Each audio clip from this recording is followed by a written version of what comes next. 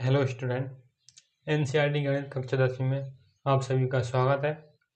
अध्याय 2 बहुपद में आगे बढ़ते हुए आज हम उदाहरण 1 करने वाले हैं। उदाहरण दिया है, नीचे दी गई आकृति। अब नीचे कौन सी आकृति दी गई है? तो ये वाली, ठीक है। इस तरीके से आपको आकृति दी गई है उदाहरण 1 में। यहाँ मैंने डायग्राम बनाया नहीं है।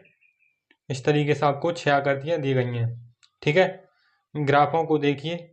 प्रत्येक आकृति y बराबर पी एक्स, मैंने बताया था ना, ये बहुपद है। यहाँ पी एक्स एक बहुपद है, ठीक है। इस तरीके से एक बहुपद है का ग्राफ है। ये ग्राफ है बहुपद के। ग्राफों से प्रत्येक के लिए पी एक्स के शून्यकों की संख्या ज्ञात कीजिए, ठीक है। मैंने पिछली वीडियो लेक्चर में आपको बताया कि y बराबर पी एक्स की शून्यों को हम कैसे निकालते हैं। मान लीजिए प्रश्न इस तरीके से आता है, y बराबर पी और y आ जाए तो हम किस तरीके से उसको हल करेंगे, मैंने आपको पिछली वीडियो लेक्चर में बताया था।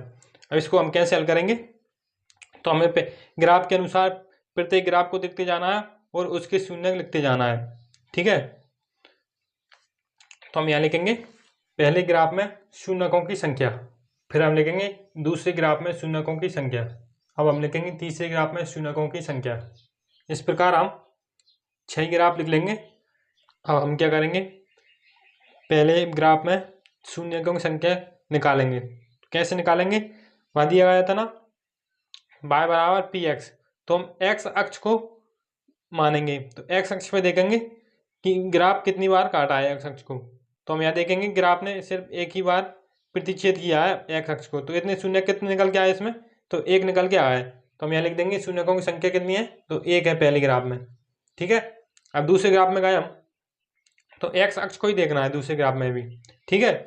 तो कितनी बार प्रतिच्छेद हुआ है x अक्ष, तो इधर से इधर गया तो एक बार यहाँ और एक बार यहाँ, तो मतलब कितने हो गए इसके, 2 हो गए।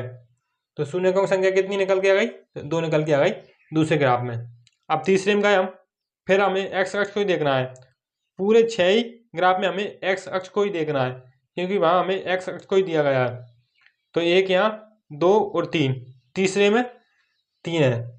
शून्यकों की संख्या कितनी निकल के आ गई, तीसरे में 3, ठीक है। अब हम चौथे को देखेंगे, तो y अक्ष चौथे में सिर्फ एक ही बार प्रतिच्छेद हुआ है, तो इसमें शून्यकों की संख्या 1 है, तो चौथे में हम 1 लिख देंगे, ठीक है। अब पांचवें को देखना है, पांचवें में कितने हैं, तो पांचवें में भी 1 ही है। शून्यकों की संख्या कितनी है, तो 1 है, तो पांचवें में भी हम 1 लिख देंगे।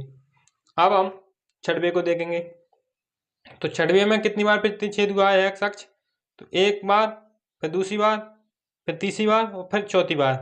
तो इसमें शून्यकों की संख्या कितनी निकल के आ गई, 4 निकल के आ गई, ठीक है। ये हमारा उदाहरण 1 बड़ी आसानी से सॉल्व हो गया है। इसमें कुछ भी नहीं था, सिर्फ हमें शून्यकों की संख्या निकाल के बतानी थी। ग्राफ में हमको ग्राफ दिया रखा है उदाहरण में, आपको कुछ कहीं से नहीं लिखना, यहीं से लिखना, ठीक है। आपको नोट्स में यहीं से लिखना है। ग्राफ तो आपको उदाहरण में मिल जाएंगे, लेकिन मैंने यहाँ बना नहीं पाए थे, इसलिए मैंने आपको यहाँ इस टैबलेट में बताया है। अब हम करेंगे प्रश्नावली 2.1 का प्रश्न अगली वीडियो लेक्चर में। तब तक के लिए धन्यवाद।